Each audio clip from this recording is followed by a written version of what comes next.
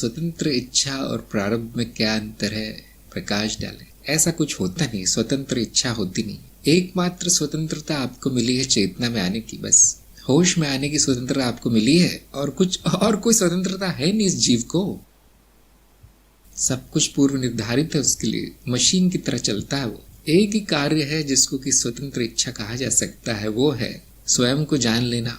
इसी क्षण हो सकता है, जो इसी क्षण वर्तमान में जो आ जाता है उतनी ही इच्छा कर सकता है जीव। मैं क्या हूँ, इस प्रकाश में आ जाना, यही एकमात्र उसको स्वतंत्रता मिली है। बाकी मशीन है वो। अब प्रारब्ध क्या है?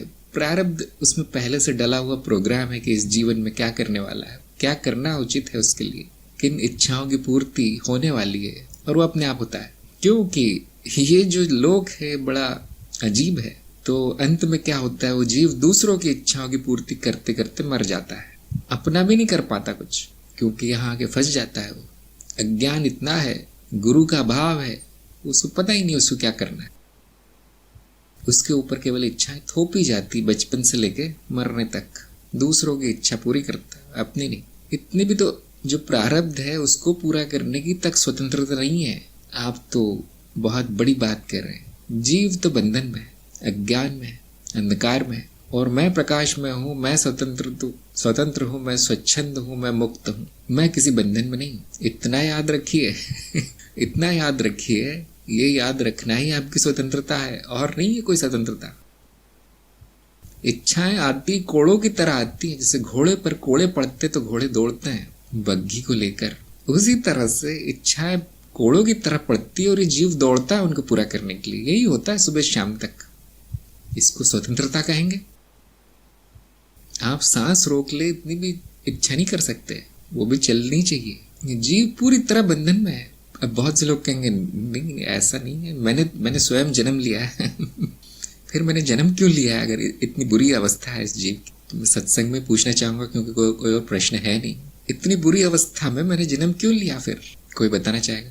बिल्कुल सही, ये प्रकृति अपने आप चलती है, आत्मन कुछ नहीं करता, केवल दर्शन करता है उसे। ये देवी का कार्य है, देवी के दर्शन हो रहे हैं आप लोगों को। बस ये सब बेकार की बातें, इच्छा पूरी करने के जन्म लिए।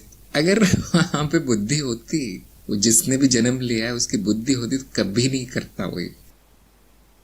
इच्छा पूर्ति की जो सबसे प्रभावी जगह है वो सूक्ष्म लोक है, जहाँ क्षण मात्र में इच्छा पूरी होती।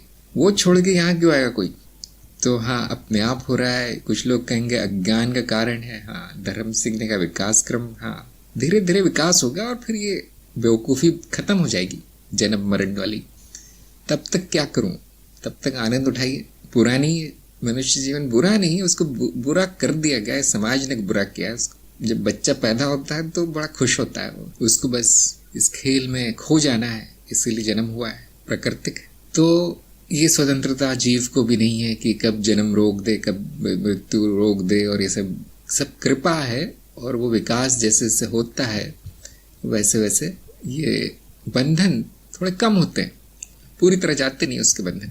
वो बंधनों से छूटता नहीं है, और मैं बंधनों में पड़ता नहीं हूँ। वो जन्म मरण से नहीं छूटता, उसके बस चेहरे बदल जाते हैं जन्म मरण के, लेकिन मैं कभी जन्म मरण में पड़ता नहीं। मैं नित्य हूँ, बदलता नहीं। जिसने इतना जान लिया वो इस चक्कर में नहीं रहेगा कौन स्वतंत्र है कौन नहीं। स्वतंत्रता भी मिथ्या है, मिथ्या में बड़ी काम आती है।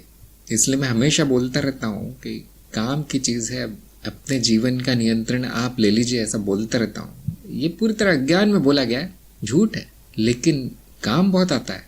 इससे एक चीज़ बड़ी अच्छी होती है कि जीव को दुख कम हो जाते हैं। बस दुख, पीड़ा, कष्ट, और फिर आपके जीवन में एक अर्थ भी आता है, जो अर्थहीन सा चल रहा है जीवन। दूसरों की इच्छा ढोते ढोते वो थोड़ा सा अच्छा लगने लगता है। जैसा कि मैंने कहा, बंधन में भी मजा है, बंधन में भी सुख है, क्योंकि बिना बंधन के तो अनुभव ही नहीं है, बिना बंधन के तो लीला भी नहीं है, बिना शरीर के कोई अनुभव नहीं होगा।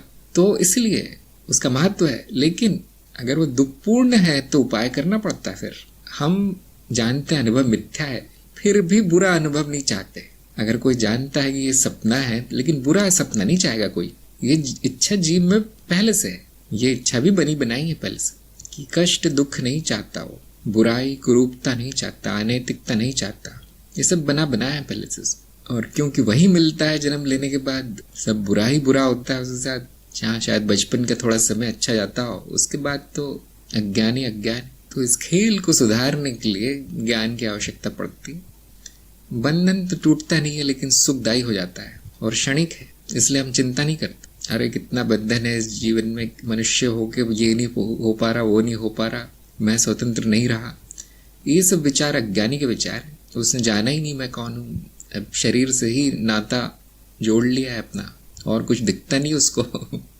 बहुत से लोगों को आत्मज्ञान हो नहीं पाता क्योंकि वो अनुभव में ढूंढते हैं स्वयं को, कौन सा अनुभव मैं हूँ, और उनको जो दिखता है उसी को मैं मान लेते हैं। बड़ी तकलीफ होती है उनको ये स्वीकार करने में कि मैं अदृश्य हूँ, मेरा न सुख है, न दुख है, न इच्छा है, न विचार है।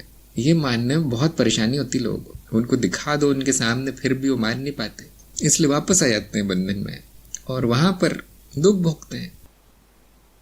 तो बंधन असली कारण नहीं है दुख भोगने का, अज्ञान असली कारण है। अगर आप ज्ञान में हैं तो ये बंधन बुरा नहीं है। जो ये सिलसिला चला आ रहा है सारी इच्छाओं को पूर्ण करने का, और ये मेरा नहीं है, इतना ध्यान रखिए। बाकी सब ठीक है, फिर बाकी सब ठीक है। अगर दुख भी हो रहे हैं तो भी ठीक है, आपने कुछ किया होगा इसलिए हो रहे हैं, कर्मफल है, सुधार लो। तो जब ये जान लिया जाता है कि मैं पूरी तरह स्वच्छंद हूँ, स्वतंत्र हूँ, मुक्त हूँ, उसके बाद एक ही काम रह जाता है, जीव को थोड़ा ठीक कर लेना जो उसमें दोष आ गए हैं, जिसको हम कहते हैं शुद्धिकरण, जो हमारे कार्यक्रम का 6वां चरण है। 5वां चरण है मूल्यांकन, कि जीव में क्या बच गया। अभी ज्ञान तो हो गया, अब क्या बच गया। मूल्यांकन के बाद शुद्धिकरण, और ज्ञानी के लिए बाएं हाथ का खेल है शुद्धिकरण। ज्ञान होते ही शुद्धि भी हो जाती वहीं।